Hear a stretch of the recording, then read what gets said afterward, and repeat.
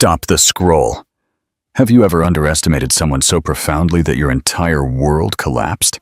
Get ready for the story of Julian Vance, a man who thought he had it all. Power, fortune, and a trophy wife. What he didn't know was that the woman who sat across from him every morning, the one he so casually dismissed, was about to unleash a corporate storm that would consume his entire life. This isn't just a tale of revenge. It's a symphony of poetic justice that will leave you breathless. Julian Vance straightened his $1,000 Hermes tie, a predator surveying his domain. The polished mahogany of the boardroom table reflected his confident smirk. Beside him, his ambitious and beautiful protégé. Chloe Cruz gave his hand a subtle squeeze under the table. This meeting was his launchpad. He was about to present his 5-year growth strategy to the mysterious new CEO of their acquiring parent company, Apex Strategies. A promotion to senior vice president was practically in his pocket. He just had to impress a corporate titan he'd never met. He leaned towards his rival, Robert Sanders, whispering with a smug chuckle, "I wish my wife could see this. She thinks my biggest decision of the day is what to order for the lunch catering." Little did he know, the most important decision of his day had already been made by the very woman he so lightly disdained. The boardroom doors were about to open, and his entire world was about to burn to the ground. Question: do you think people who focus solely on corporate power always end up ignoring the most important things in their personal lives? Let us know your opinion in the comments. The Gilded Cage in Manhattan. The pale, indifferent morning sun filtered through the floor-to-ceiling windows of the luxury penthouse in Manhattan's Upper East Side that Julian Vance called home. It was a space designed for a magazine cover, sharp lines, muted colors, and cold, impersonal art. A testament to success, a monument to ambition, and as sterile as an operating room. Julian stood before a full-length mirror, knotting a spilled wine-colored silk tie. Every movement was precise, practiced, a reflection of a man who believed he held total control over his universe. "Eliza, have you seen my silver cufflinks? The ones from the Geneva trip?" he asked, his voice echoing slightly in the cavernous space. He didn't turn around. He simply admired his reflection, checking the fit of his Italian suit. From the kitchen, a gleaming stainless steel and marble space that rarely saw actual cooking, appeared Eliza Santos. She wore simple gray yoga pants and a faded cotton t-shirt. Her dark hair was pulled back in a loose ponytail, her face free of makeup. To a stranger, she was the picture of a comfortable, modest homemaker. To Julian, she was part of the decor. He had stopped noticing her long ago. "They're in your travel kit on the dresser, where they always are," she said, her voice even and quiet. She held a cup of black coffee, steam curling around her fingers. Julian grunted, finding them exactly where she said. "Right. Big day today. The final presentation to the new Apex CEO. This is it, Eli. The leap to the C-suite. Everything I've been working for." "I'm sure you'll be wonderful, Julian," she replied, taking a slow sip of her coffee. There was no emotion in her voice, just a calm, observing tone he found perpetually irritating. It was as if she were watching a play rather than living in the same reality as him. "You could try to sound a little more excited," he chided, finally turning to face her. He scanned her appearance with a slight, almost imperceptible frown. "You know this apartment, your charity luncheons, the life you have. It's all thanks to these big days." Eliza's deep, intelligent blue eyes met his. There was a flicker of something in them, neither anger nor sadness, but something far more complex. It was a look he hadn't been able to decipher in years. "I am aware of what you provide me, Julian. I've never forgotten that." The subtext was lost on him, or perhaps he chose to ignore it. He only saw the unassuming woman before him, the one who had abandoned her own promising career in software engineering 15 years ago when he received his first major promotion. It was his narrative, polished and perfected. He had ascended, and she had consented. He had generously allowed her to retire to a life of leisure while he battled industry titans. "I have to bring Chloe with me," he stated, the assertion sounding more like a declaration than a request for opinion. She was instrumental in compiling the data for the presentation. It's good exposure for a junior analyst. Eliza's expression didn't change. She just nodded slowly. "Chloe Cruz, the blonde from the marketing department, the one you mentored at the Aspen Company retreat." Julian felt a brief, unpleasant jolt. He hadn't realized Eliza paid that much attention. "Yes, that's the one. She's brilliant, eager to learn." He conveniently omitted that Chloe was 26, adored the ground he walked on, and had spent the previous night in a hotel suite with him, celebrating his pre-victory. "Well, I hope her exposure is educational," Eliza said, turning to place her mug in the sink. The words were simple, but they floated in the air with a strange weight. Julian dismissed it as another one of her passive-aggressive moods. He grabbed his leather brief bag, the scent of expensive cologne trailing after him. He paused at the door, looking at his wife. She stood with her back to him, contemplating the sprawling Manhattan skyline. For one fleeting moment, she seemed like a stranger in her own home. "Don't wait up," he said. The words were a familiar refrain. "It'll be a long day of meetings followed by a celebratory dinner." "Oh, I won't," Eliza replied, her voice soft but clear.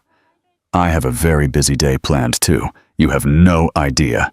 He let out a scoffing, short, condescending laugh. "Right. Shopping at Bergdorf Goodman or planning another fundraiser? Don't overexert yourself." He shut the door behind him, the solid click sealing him out of her world and her inside the gilded cage he had so carefully constructed. He walked to the elevator, a triumphant smirk on his face, imagining Chloe waiting for him in the lobby, her eyes bright with admiration and something more. He felt powerful, untouchable, the king of his castle. Meanwhile, Eliza remained at the window, watching her husband's black sedan pull away from the curb 40 floors below. She took a deep breath, the first truly relaxed one she had taken all morning. She pulled the hair tie out, letting her dark hair fall over her shoulders. She walked over to the sleek, minimalist coffee table and picked up a tablet. With a few taps, she opened a file. It was the complete acquisition portfolio for Nexus Corp, Julian's company, by Apex Strategies.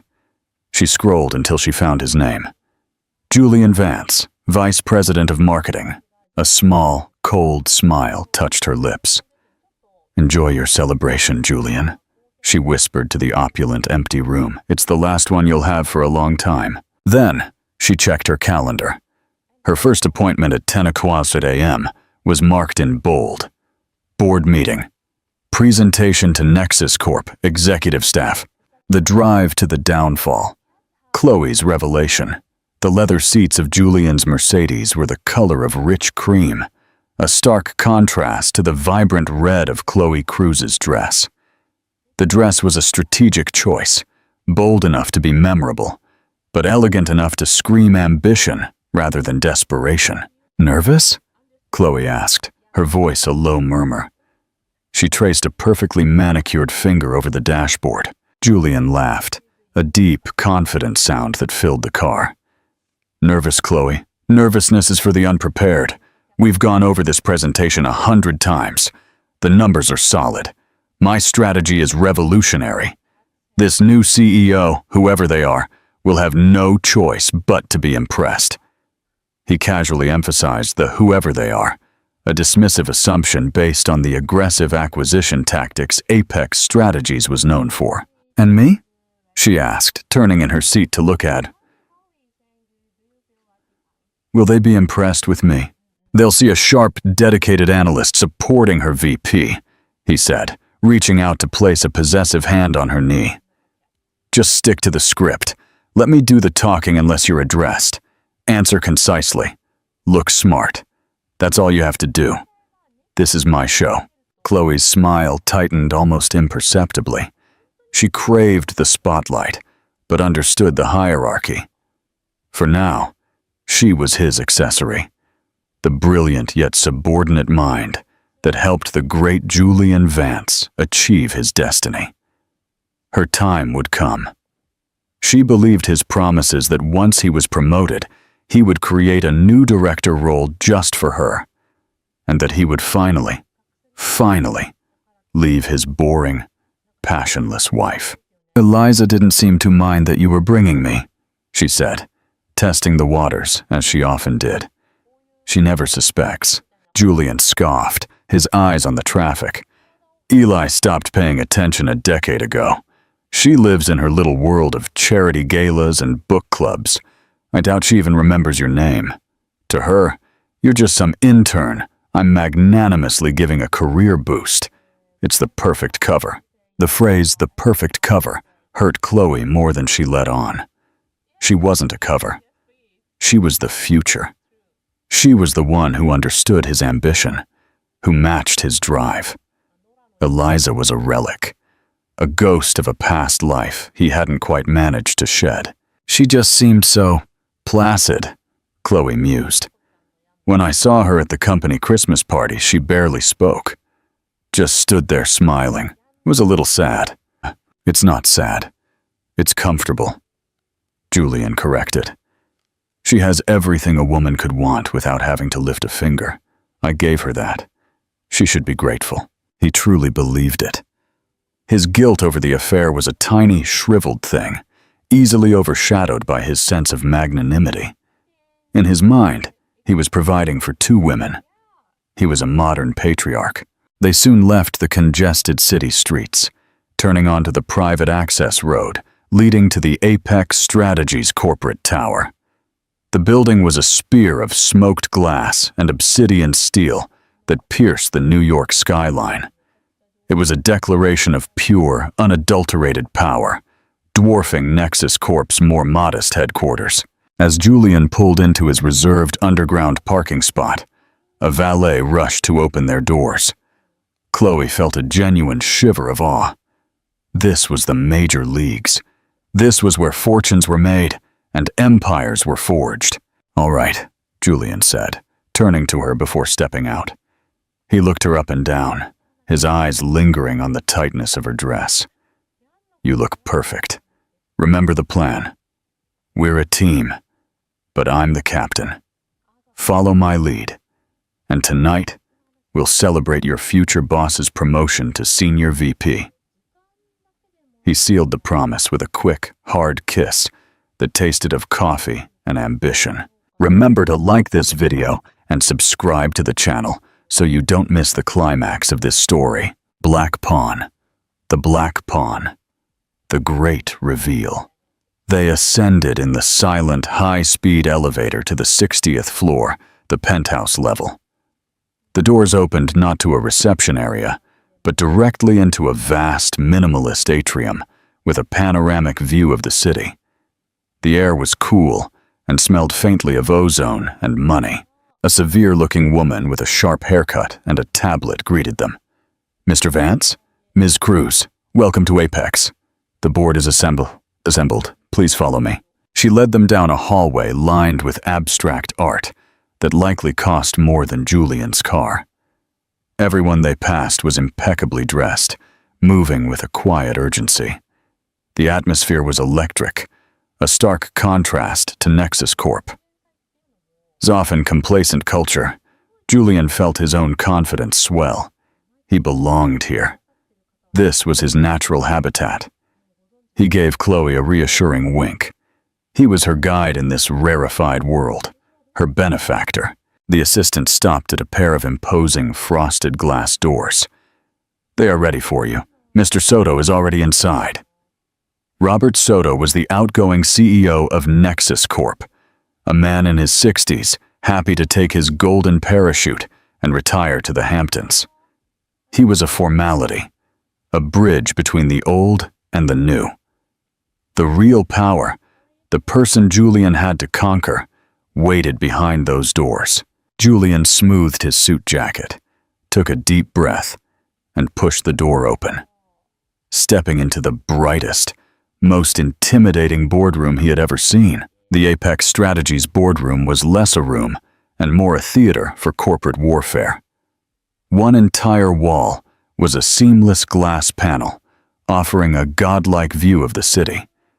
The table was a single, colossal slab of polished granite, so dark it seemed to absorb light. Seated around it were a dozen people who radiated an aura of quiet, lethal competence. These were the Apex executives. At the head of the table sat Robert Soto, looking more like a guest than a host. Julian scanned the faces. There was the CFO, a severe-looking man in his 50s. The head of legal, a woman with keen, intelligent eyes, Sylvia Thorne, and several other VPs he recognized from industry publications. They were the sharks, and he was here to prove he was one of them. "Julian, so good of you to join us," Robert Soto said, his voice a little too loud in the silent room.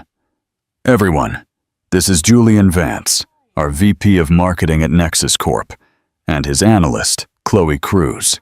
Cold, assessing nods were exchanged.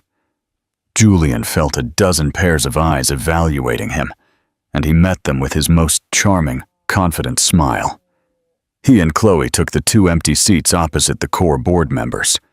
He placed his sleek laptop and leather portfolio on the table, his movements economical and self-assured. Robert Sanders, his internal rival and VP of Operations, sat a few chairs away. Robert gave him a tight, professional nod. Julian saw the flicker of jealousy in Robert's eyes and savored it.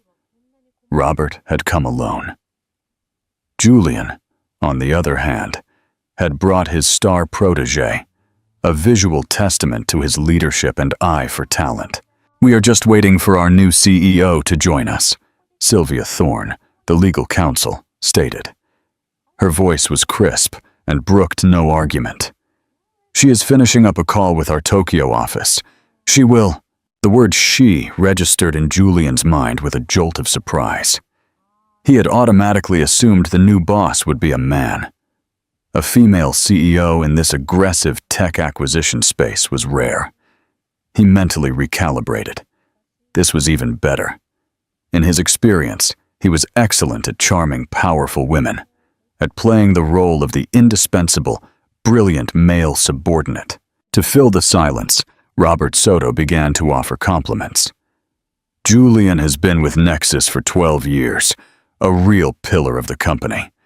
His marketing strategies were key to our growth in the early 2010s. It was faint praise that referenced past glories. Julian felt a spike of irritation. He was about to unveil the future, not revisit the past. He directed a charming smile toward Sylvia Thorne. "Robert is too kind. The past is prologue. I'm far more excited to discuss the next 5 years. We are poised to penetrate the South American market in a way no one has anticipated." Before anyone could respond, he leaned slightly toward Robert Sanders, dropping his voice to a conspiratorial whisper. Loud enough for those nearby to hear. "It's another level up here, isn't it? Makes you feel sorry for those left behind. I spoke to Eli this morning. She was agonizing over which caterer to use for a luncheon. Bless her heart." He shook his head with a look of fond exasperation. "Different worlds." Robert offered an evasive grunt, but Julian knew the seed was planted. He was painting a picture of himself, a high flyer unencumbered by domestic triviality. Being married to a simple homemaker who managed the house while he conquered the world was part of his personal brand. Chloe, sitting beside him, suddenly felt relieved, sensing the implied contrast. She was part of the real world, his world. The tension in the room suddenly shifted. A palpable wave of deference and respect washed over the Apex executives as they subtly straightened in their chairs, their eyes pivoting toward the frosted glass doors. The quiet chatter ceased. "Looks like it's showtime," Robert Soto murmured, with a hint of relief in his tone. Julian felt a rush of adrenaline. His moment had arrived. He smoothed his tie one last time, squared his shoulders, and focused on the entrance. He prepared his power smile, the one that conveyed respect and ambition in equal measure. This woman, whoever she was about to meet the man who would be the most valuable asset in her newly acquired company. He would make himself undeniable. The heavy glass doors slid open with a faint hydraulic whoosh. A pair of expensive-looking, yet understated black heels clicked determinedly on the marble floor. They were followed by the sharp crease of a navy pantsuit, tailored with a precision that denoted immense wealth and a refusal to compromise. The woman who entered was tall and moved with an unshakable composure that instantly commanded the room. Her dark hair, which Julian had last seen in a messy ponytail, was swept back into a sleek, neat chignon at the nape of her neck.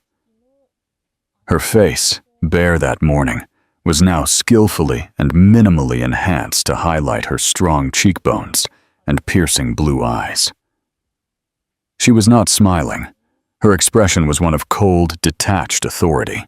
She walked to the head of the table, her gaze sweeping over the assembled executives, acknowledging each with a slight, almost imperceptible nod, and then her eyes landed on him. For one horrible, paralyzing second, Julian Vance's world stopped spinning. The blood drained from his face, replaced by an icy dread that started in his stomach and spread through his veins. His confident smile dissolved, his mouth slightly ajar. The room, the table, the people, everything blurred into a meaningless backdrop. There was only her, the unassuming homemaker, the woman he thought was deciding on canapés. His wife. She stopped at the head of the table, placing a slim tablet in front of her. Her voice, when she spoke, was not the soft, familiar tone he heard over breakfast. It was a voice tuned for command, crisp, clear, and edged with steel. "Good morning, everyone. I apologize for the delay. Thank you all for being here. For those of Nexus Corp, whom I have not had the pleasure of meeting, my name is Eliza Santos. I am the founder and CEO of Apex Strategies." She paused, letting her name, her dear maiden name, and her title sink in. Her cold blue eyes then moved deliberately around the table, past the other executives, past the stunned face of Robert Sanders, past the utter confusion of Chloe, and locked directly onto her husband. A flash of something cold and sharp passed through them before she addressed him directly. Her voice sliced through the stunned silence of the room. "Mr. Vance, it is a pleasure to finally meet you in a professional capacity." The words, "Mr. Vance," hit Julian with the force of a physical blow. It was the name of a stranger, a subordinate, a line item on a balance sheet.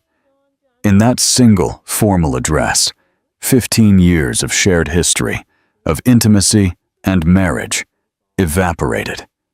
He was no longer Julian, her husband. He was Mr. Vance, the employee. Call to action. Tell us in the comments. What would be your first move if your dismissed spouse turned out to be your new CEO? The annihilation. The presentation. Dissected. Julian's mind scrambled frantically, trying to piece together the collapsing puzzle. Eliza Santos. Santos, her maiden name, the name on her old college degrees, the ones he had tucked away in a box in the attic, artifacts of a life he thought she had left behind. Apex Santos. The connection was so obvious, so insultingly simple, it had never occurred to him to make it. The woman in the power suit who looked like his wife, but felt like an alien queen. The quiet observer at his breakfast table was gone. In her place was a formidable executive who held his entire future in the palm of her hand. The condescending joke he'd made to Robert Sanders moments earlier replayed in his head. every word a self-inflicted wound. The humiliation was a physical sensation, a hot flush that crawled up his neck and burned his ears. Beside him, Chloe was a statue of confusion. She looked from Eliza to Julian and back again. Frowning, the resemblance was undeniable, but the context was impossible. She saw the blood draining from Julian's face, the rigid dread in his posture. A sickening, mounting realization began to curdle in her stomach. This powerful, intimidating woman. It couldn't be. Eliza showed no emotion. She was the picture of corporate control. "Let us begin," she said, her gaze sweeping the room again, deliberately avoiding Julian. Now, as you all know, Apex Strategies has officially completed the acquisition of Nexus Corp. For many of you at Apex, this is business as usual. For our new colleagues at Nexus, I understand it is a time of uncertainty. Let me be clear, my goal is not to dismantle what you have built, but to identify your core strengths, cut your considerable fat, and integrate your viable assets into our global strategy. The phrase, "cut your considerable fat," hung in the air like a guillotine blade. All the Nexus executives shifted uncomfortably. A cold sweat broke out on Julian's brow. "I have spent the last 6 weeks conducting a thorough analysis of every department," Eliza continued, tapping her tablet. A huge screen behind her lit up with complex charts and data flows. "Finance, operations, R&D, and marketing. I have read every report, analyzed every metric, and reviewed every 5-year plan. Which brings us to today's agenda." Her hawkish eyes finally landed on Julian again. "Mr. Vance, I believe you have a presentation for us on a proposed South American market expansion." It was a command, not a request. Julian's throat was dry. His hands on his laptop trembled slightly.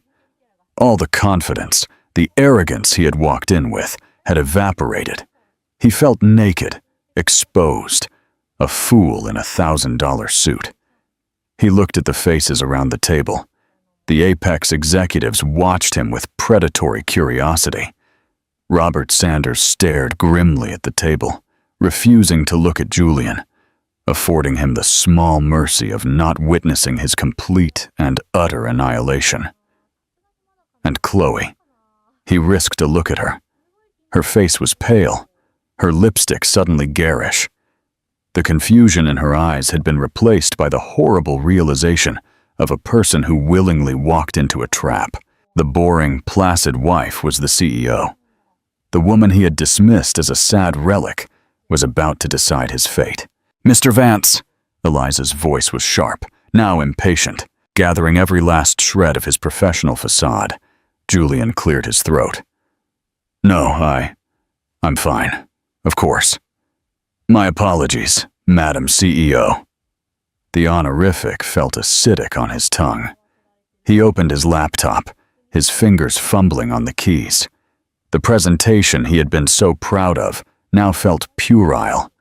A child's crayon drawing presented to a master artist. He clicked the file open. The slide title, Nexus Corp, Conquering New Frontiers, authored by Chloe Cruz, flashed onto the main screen. It felt like a sick joke. He was the one who had been conquered. "Please," Eliza said, gesturing to the screen to proceed. "Dazzle us." Her voice was laced with an irony so cold, so sharp it could have cut diamonds. Julian began to speak, his voice a strained, hollow version of his usual confident tone.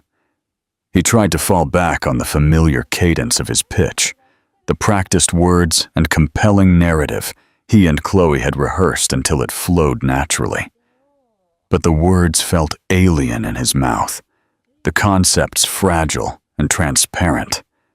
Every assertion of projected growth and synergistic opportunity sounded like a desperate lie under Eliza's unblinking scrutiny.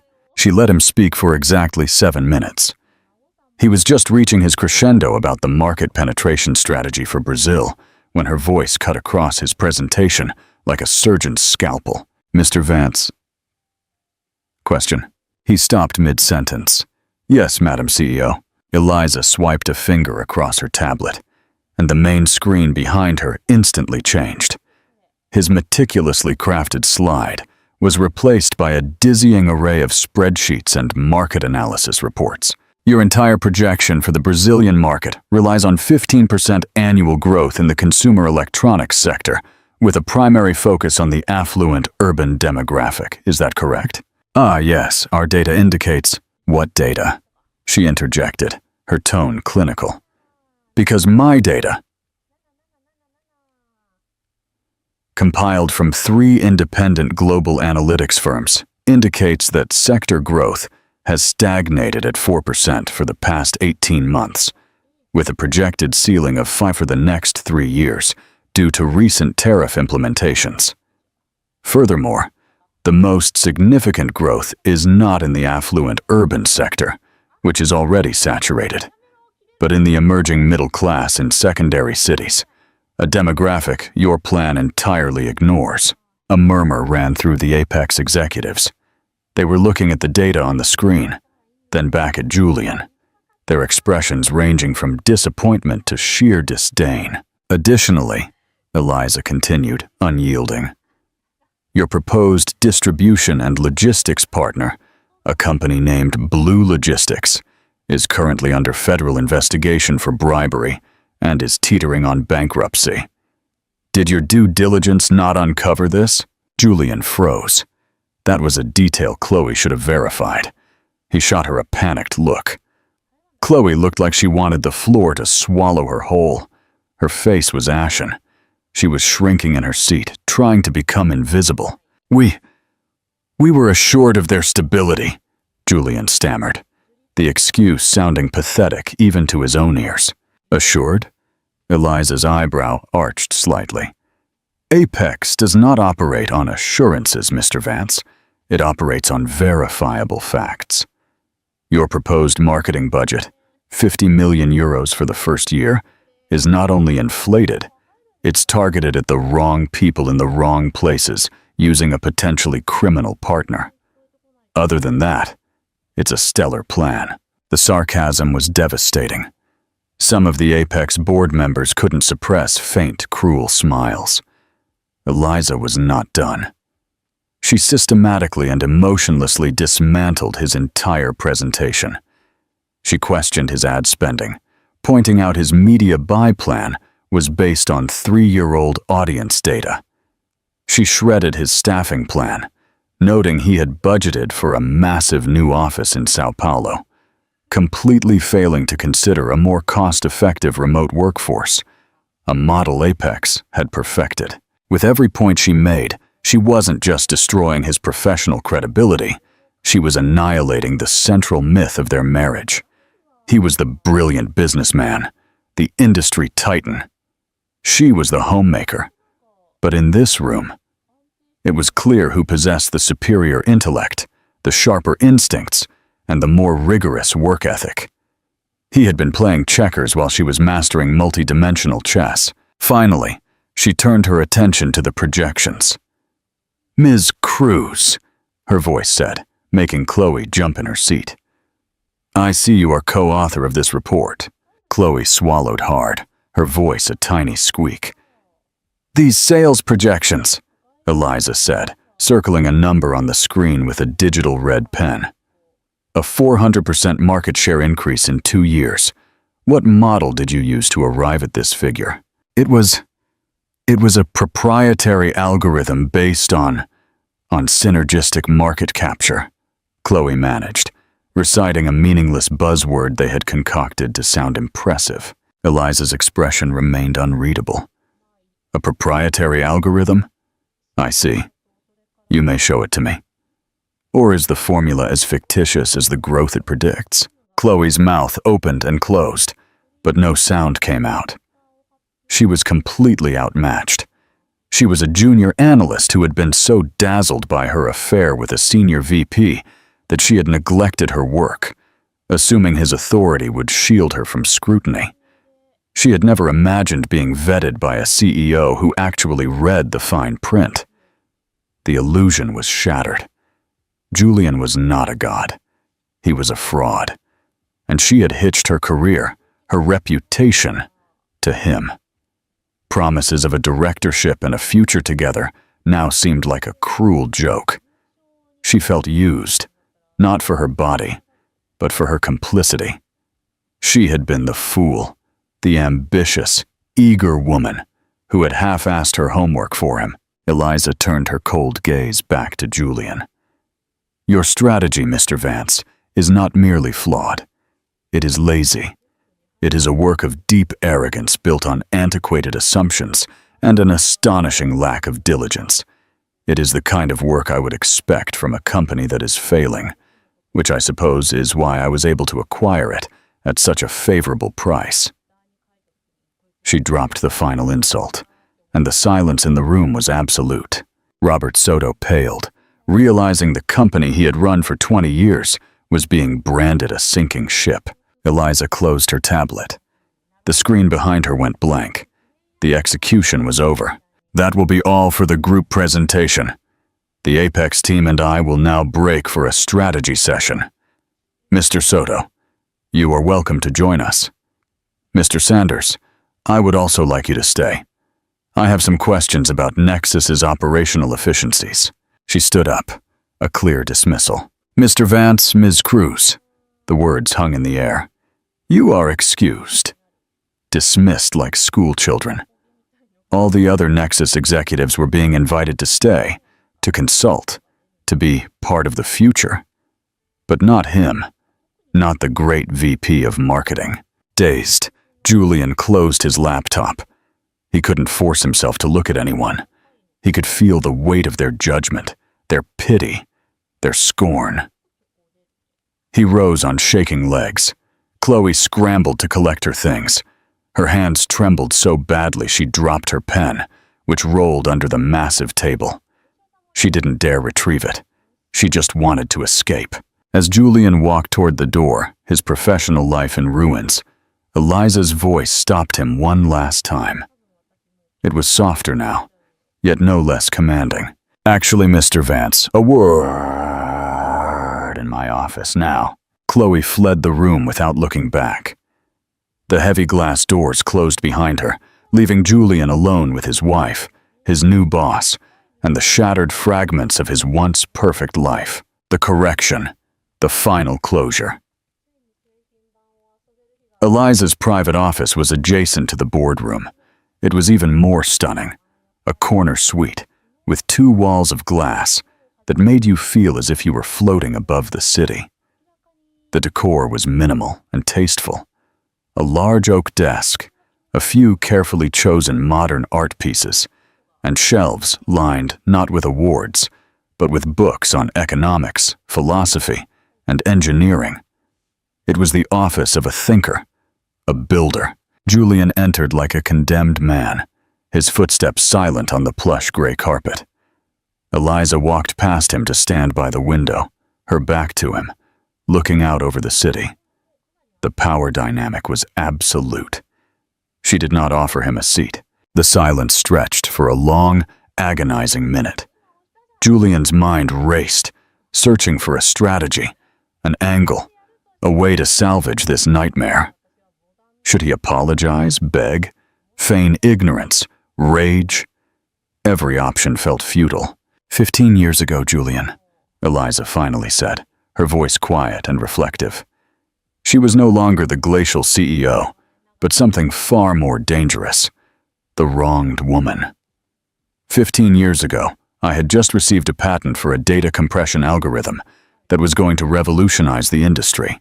I had venture capitalists lining up. I was 28. She turned from the window to face him. Her expression was not rage, but weariness, as if she were examining a disappointing specimen. And then you got that senior director promotion. You said we had to move to Manhattan. You said you needed my support. You said one career in the family was enough, and yours was already on a clear trajectory. You asked me to choose. Eli, he started, his voice cracking. No, she said, raising a hand. Let me finish. I was in love. I was naive. I believed in partnership. So I chose you. I put my patent in a drawer. I put my dreams on hold. And I became Mrs. Eliza Vance, the perfect corporate wife. I hosted the dinners. I charmed your bosses. I created the serene, effortless home life that allowed you to focus solely on your ambition. Every word was a perfectly placed stone, building a wall between them. For a while, I even believed the story you told everyone. She continued, stepping closer. That I had simply retired. That I was happy with my charity work and book clubs. But then I started seeing it. The condescension. The little jokes at my expense. The way you would explain simple financial concepts to me as if I were a child. You didn't just want a supportive wife, Julian. You wanted a smaller one.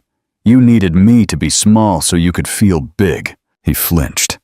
The truth of her words was undeniable. He had done as he had all those things. I started getting bored, she said, her voice turning colder. And then, about 5 years ago, I got angry. So I pulled out that old patent. I used the inheritance my parents left me, the money you always called my little hobby fund. And I set up a small consultancy out of the den you never used. I hired 2 brilliant young programmers. I worked while you were on your business trips and late client dinners. The pieces snapped into place with sickening clarity. The nights she spent on her laptop that he dismissed as online shopping. Her frequent lunches with friends in the financial district. It had all been happening right under his nose. Santos Consulting grew into Apex Strategies, she stated simply. We don't just invest. We build. We create. We innovate. While you were busy rearranging the deck chairs on a stagnant company, I was building a fleet of battleships. And when the opportunity to acquire Nexus Corp came up, well, the irony was too delicious to pass up. Finally, Julian's dam of shock broke, replaced by a desperate, sputtering rage. So, this whole thing is an elaborate revenge plot. You bought my company just to humiliate me because I had an affair? Eliza laughed. A short, sharp, humorless sound. An affair, Julian? You are so incredibly arrogant. Do you think this is about Chloe Cruz? She is a symptom, not the disease. I have known about your affairs for years. Tiffany, the paralegal 2 years ago, the one from HR before that. You are as predictable as you are pathetic. Your infidelity was just the confirmation of what I already knew. Our marriage was an empty shell, a business arrangement where I was the silent, unpaid partner. She walked to her desk and picked up a thick manila envelope, extending it to him.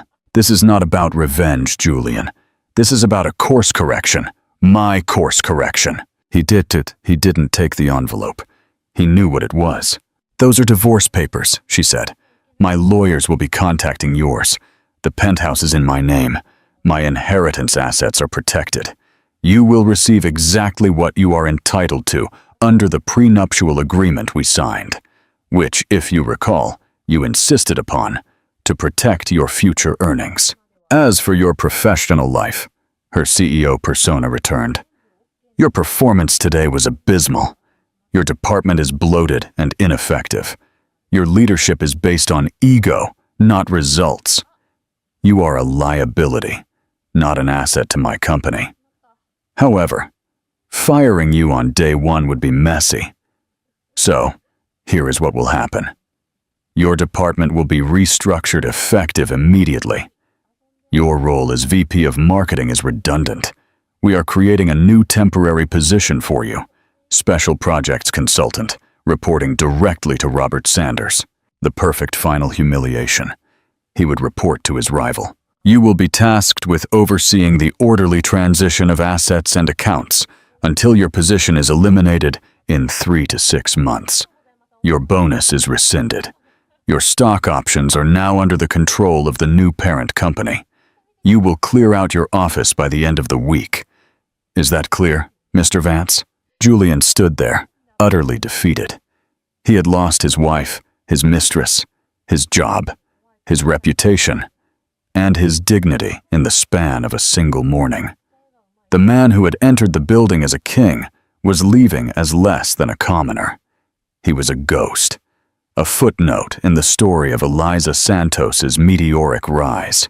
"Eli, please," he whispered the name, a desperate plea for a connection that was no longer there. Eliza looked at him one last time, her blue eyes showing not a shred of pity, only a deep, final sense of closure. "My name," she said, her voice as hard and beautiful as a diamond, "is E. Santos." Epilogue. The STEM legacies. 6 months later, the Manhattan autumn gave way to the first hints of winter. The view from the 60th floor office of Apex Strategies was crystal clear. Eliza Santos stood at the window, not as a prisoner in a gilded cage, but as a sovereign inspecting her realm. The company thrived under her leadership.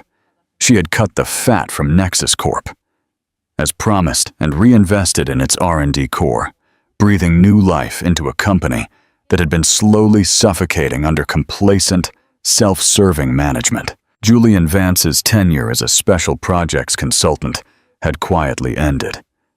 It was, by all accounts, a profoundly humiliating experience for him. Stripped of his title, his corner office, and his authority, he had been forced to watch the company he thought he knew be transformed by the wife he thought he owned. He had done the work assigned to him with a grim, joyless efficiency, a ghost haunting the halls of his former kingdom. A year after the acquisition, Eliza's phone pinged with a message from Sylvia Thorne. It was a link to an industry blog with a brief note.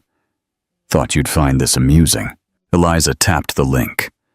The article was a dry piece about the quarterly earnings of a mid-tier logistics firm based in Boston. Her eyes scanned the text until she found the name mentioned in a short paragraph about the company's new regional sales team. Julian Olmedo, the name he used after the divorce. He had been hired as a senior account manager. It was a respectable job, but a stunning fall from grace for a man who had once been a VP on the cusp of the C-suite.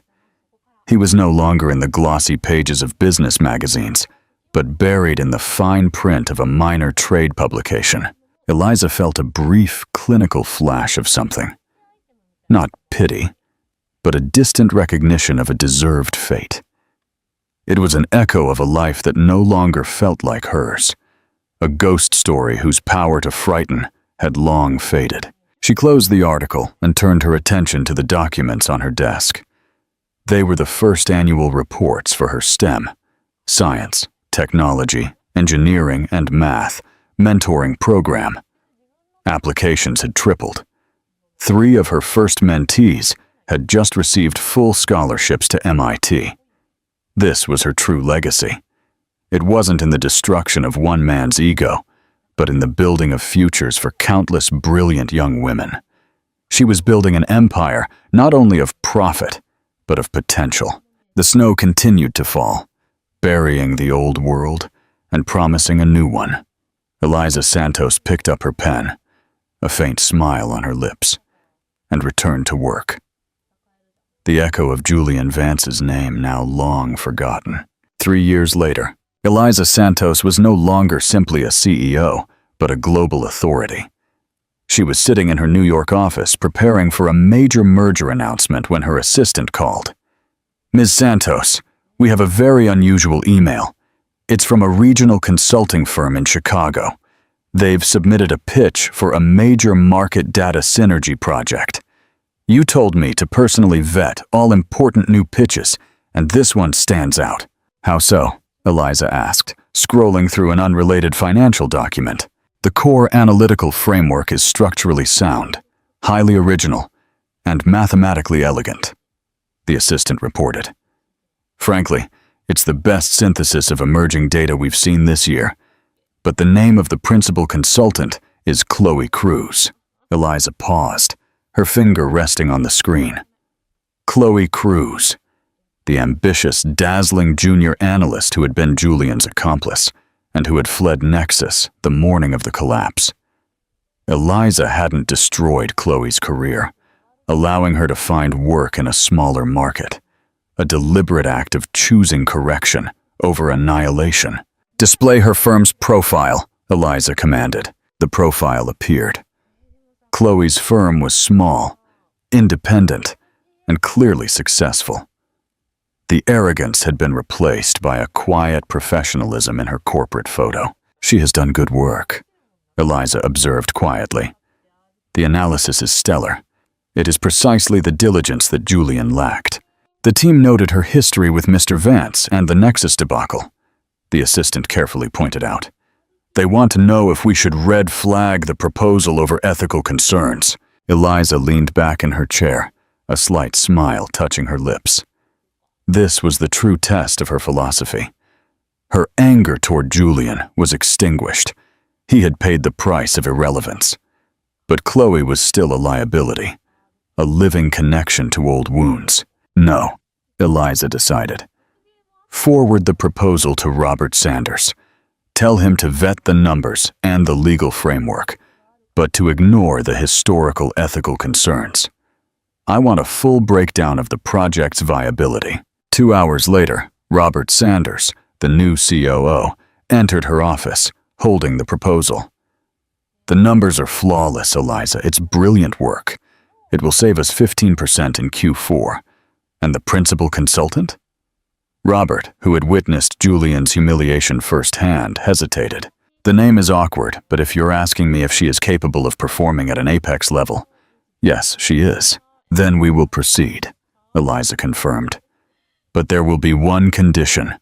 We will absorb the proposal and her firm's team, integrating them under a 2-year contract. Chloe Cruz will report directly to you, Robert. You will mentor her. Her past association with the Nexus failures must be permanently overridden by her demonstrable competence at Apex."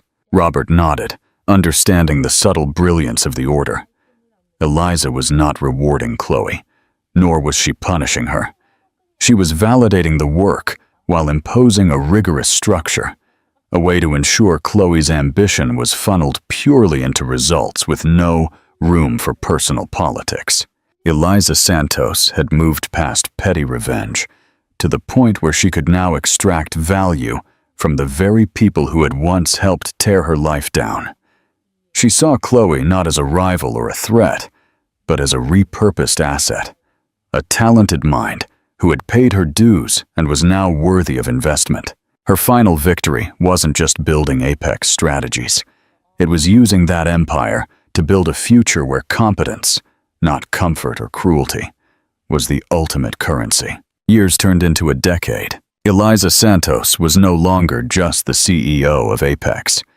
She was a recognized leader whose data-driven ethics were reshaping global business practices.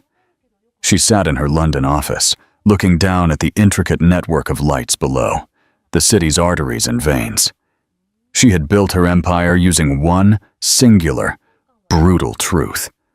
Untapped potential is the highest form of negligence. She thought of Julian somewhere in Boston, a low-level manager whose life was now a footnote. She thought of Chloe, now a respected leader within Apex, who had paid the price of ambition but gained competence. She had turned the poison of their arrogance into fuel and the wreckage of her marriage into the foundation of a global power. Her greatest achievement was not the billions in assets, but the system she had created. A system that could recognize and cultivate value in the most unlikely of places, in a discarded patent, in an inheritance dismissed as a hobby fund, and even in a talented but misguided former rival. The final irony, she realized, was that Julian's insult, "You're comfortable, Eliza," had been right. He had mistaken her comfort for complacency. He had mistaken her patience for smallness. But true comfort, she had learned, was the absence of dependence on another person's fragile ego. It was the serene certainty that no external force could ever define or diminish her. Eliza raised her hand, looking at the familiar lines in her palm. The scars of the past were invisible. She had been freed by one man's arrogance and crowned by her own intellectual rigor. She wasn't just the CEO of Apex Strategies. She was the architect of the age of equitas, a time where value, once underestimated, was destined to prevail. And in the silence of her skyscraper office, Eliza smiled. The story was over. Her legacy had begun. Final call to action. What a twist. What would you do if you discovered the person you thought was just part of the decor was actually the owner of your destiny? Comment below. Was Julian's humiliation a fair punishment, or was it excessive? If you loved this journey of poetic justice, share this video so more people can discover the power of underestimated potential. And of course, subscribe to our channel for more stories of success, revenge, the triumph of intelligence.